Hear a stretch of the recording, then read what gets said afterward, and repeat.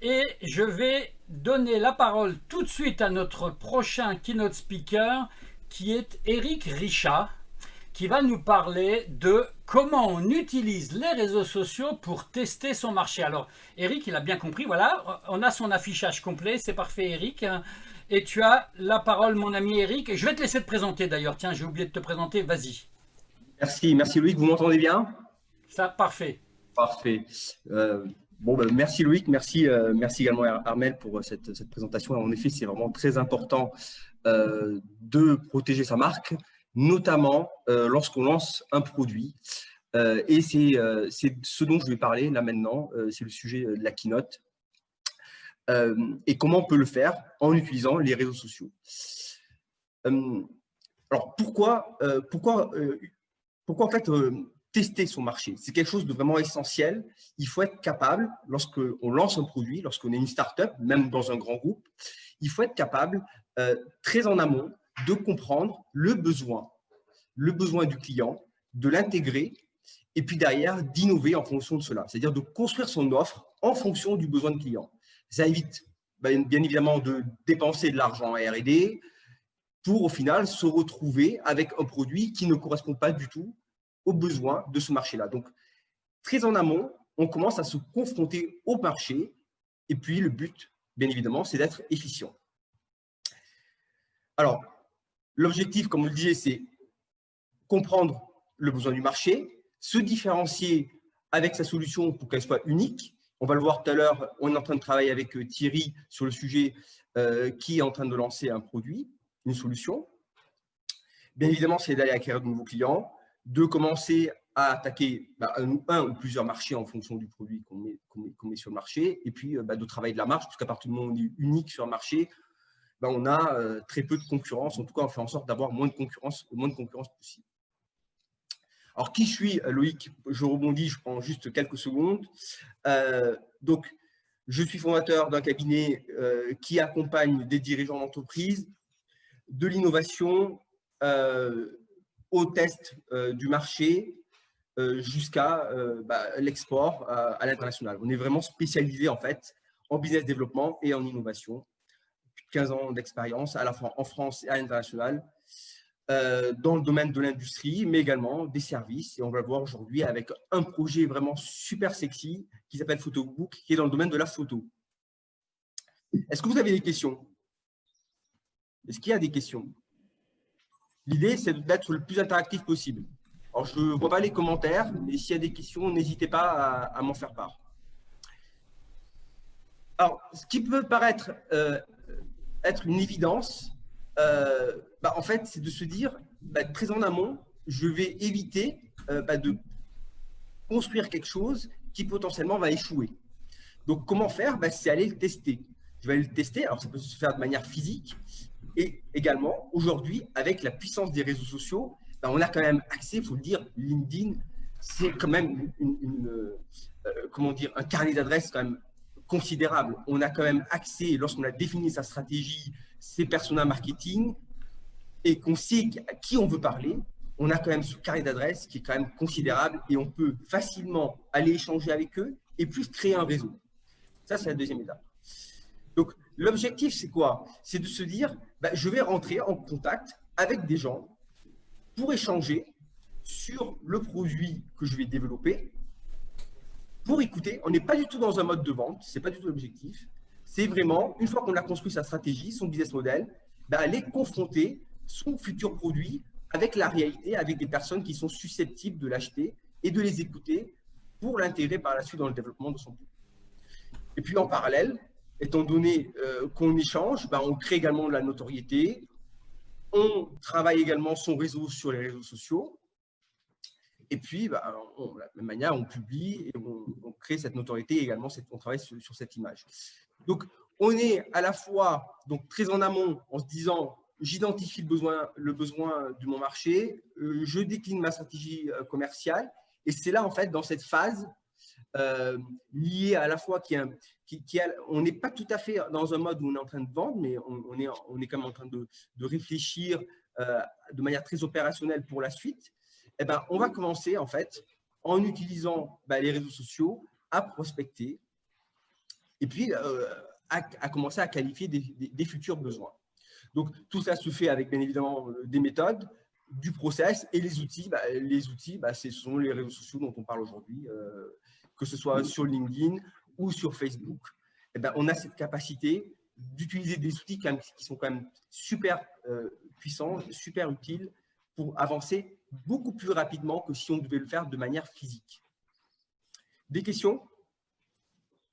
Pas de questions? Est-ce que vous m'entendez au moins? Pas de retour. Donc, l'objectif, en fait, c'est d'intégrer dans le cycle de vente le social selling. Donc, très en amont, comme je le disais, on est en mode test. Donc, on va utiliser les réseaux sociaux, on va pouvoir aller contacter les gens, rentrer en contact avec eux, échanger. Et puis, au fur et à mesure, construire cette notoriété avec les réseaux. Donc, le cas d'un client qui est une PME dans le Nord-Isère avec qui je collaborais. Donc, la première étape, c'est toujours la même. On travaille sur la stratégie, on réfléchit ensemble au business model Canva, au persona, on met en place un plan d'action. Et puis ensuite, on génère du contenu, on génère des articles, on fait du webinaire pour sensibiliser au maximum. Et une fois que en fait, le MVP, ce qu'on appelle le Minimum Viable Product, existe, avec les fonctions qu'on a construites à partir du retour des futurs utilisateurs, là, on rentre dans une deuxième phase où on va aller en fait faire en sorte d'aller prospecter un peu plus de manière intelligente à travers de la génération de leads, du marketing automation, du webinaire et également de la présence physique. Donc, vous voyez, c'est un mixte entre de la fonction commerciale, du marketing, et puis le social selling qui englobe via le numérique tout cela. L'objectif, c'est également on va dire, de mailler les organisations. Alors là, c'est quand on est en B2B, cette facilité quand même avec LinkedIn de pouvoir savoir qui va être l'influenceur, qui va être le décideur lorsqu'on est en phase de prospection ou de vente, et de pouvoir s'adresser aux bonnes personnes pour être le plus efficace possible. Donc, il y a cette capacité également de le faire assez facilement avec LinkedIn.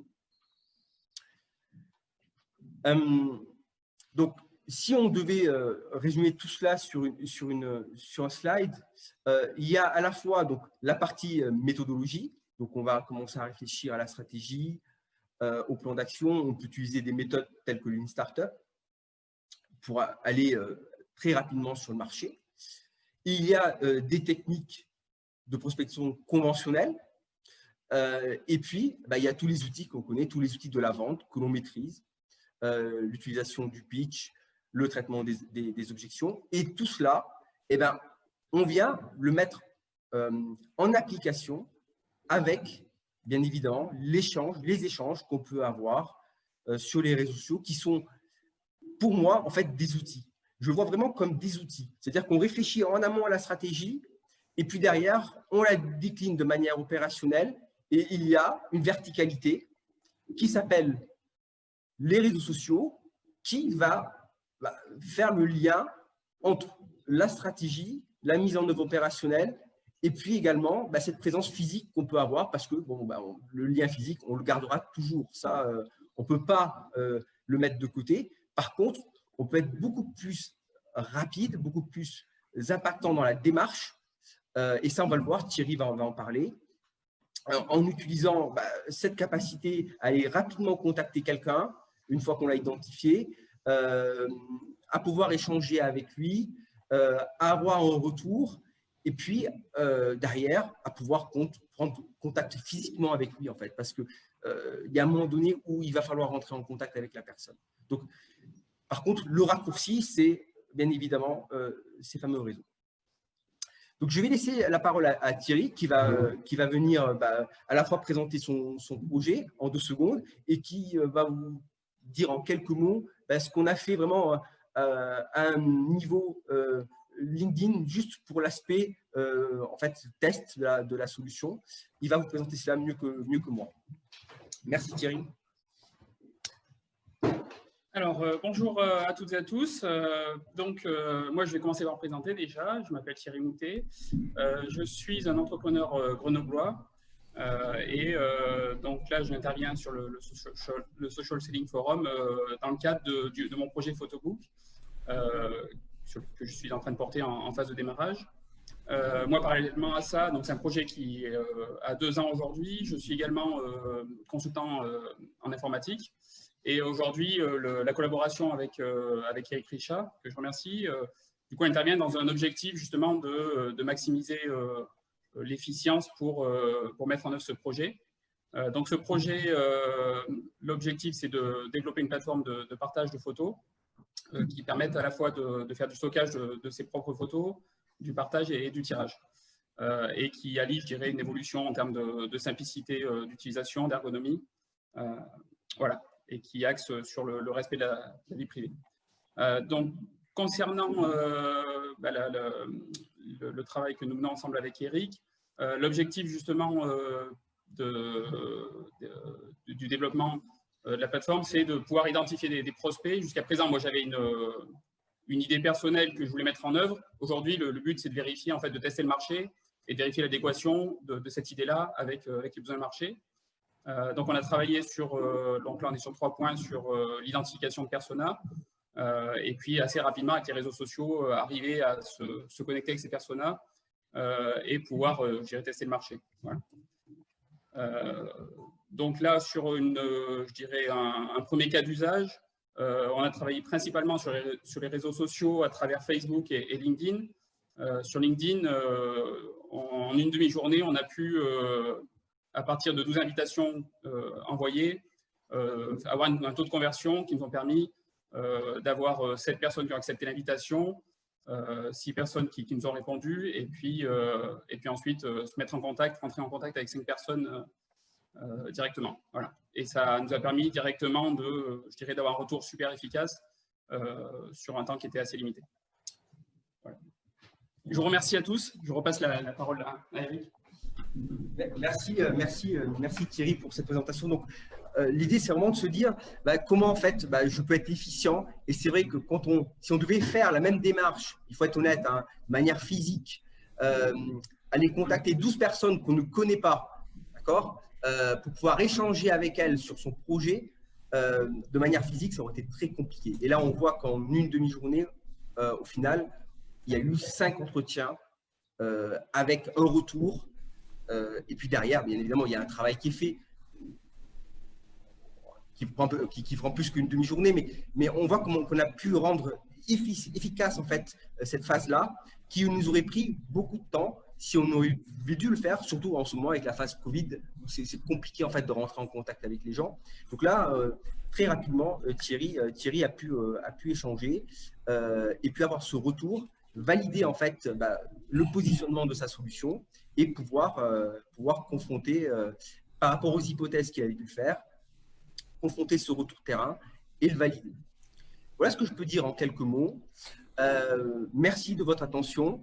Si vous avez des questions, on est disponible. Je ne sais pas combien de temps il nous reste avec Thierry pour échanger. Loïc, tu veux le savoir? Il y a une question de Sarah. Sarah, tu peux la poser en direct, Sarah Coajou. Vas-y, pose ta question en direct.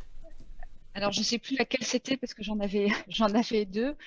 On parlait d'études, de tester le marché avec des études. J'imagine que sur LinkedIn, c'est plutôt pas de vraies études de marché qui sont faites, mais plutôt des tests pour affiner le besoin. Alors, on est vraiment dans une méthode où on n'est pas dans l'étude de marché. L'étude de marché, ça reste quand même quelque chose de très théorique. On va être sur du documentaire. L'étude documentaire, je connais très bien, j'en fais. Hein. L'étude documentaire, de l'étude qualitative, quantitative, avec du sondage. Là, on est vraiment très axé, c'est-à-dire qu'on se met en amont, on réfléchit avec l'entrepreneur sur le business model, on le décline. Et une fois qu'on l'a décliné, de manière très opérationnelle, il y a 2 volets. De manière physique, on va à la rencontre des gens. Et puis, il y a ce volet réseaux sociaux où en fait, très rapidement, on va aller rentrer en contact avec des gens et facilement, en fait, elle est là la facilité. Moi, je trouve qu'en une demi-journée, être capable d'avoir 5 réunions, 5 entretiens. Honnêtement, physiquement, la vente, c'est mon métier. Physiquement, j'ai du mal. Même sur un salon, même si je plante mon stand sur un salon, avoir des entretiens de qualité en une demi-journée, 5 entretiens de qualité, c'est compliqué. Et là, en fait, quelque part, vous choisissez votre interlocuteur parce que vous y avez réfléchi en amont. Et puis, derrière, vous allez à sa rencontre. Alors, il faut rentrer en contact avec lui. Dans une étude, on choisit son interlocuteur aussi. Hein, tout à fait. Tout à fait. On n'est pas obligé de faire des études quantitatives ou qualitatives au sens traditionnel du terme avec les réseaux sociaux. Et d'ailleurs, Sarah, on peut utiliser ou pas LinkedIn Sales Navigator, LinkedIn Premium ou LinkedIn Standard. C'est pas tellement la question. Avec Sales Navigator, tu peux affiner plus les gens avec lesquels tu cherches à rentrer en contact. D'accord? J'en parlerai. Alors, on a une deuxième question parce qu'après, il faut qu'on arrête. De Julien Billotte. Julien, pose ta question. Oui, merci pour la présentation. Ma question, c'était, je perçois que ça, c'est aussi un outil qui peut être intéressant quand on va chercher un marché à l'international, parce qu'on va pouvoir questionner des interlocuteurs internationaux bien plus facilement que d'aller les voir physiquement. Vous l'avez déjà fait, ça ou pas? Aller questionner l'international, l'Allemagne, l'Italie, l'Angleterre, peu importe. Tout à fait, c'est des choses qu'on fait. Et c'est vrai que ça rend facile la démarche. En fait, on accélère la démarche beaucoup plus facilement. Merci beaucoup, merci à tous pour vous pouvez continuer le dialogue avec Eric et avec Thierry. Tu peux nous donner d'ailleurs le nom de famille de Thierry dans le dialogue ici. Continuez le dialogue si vous le désirez.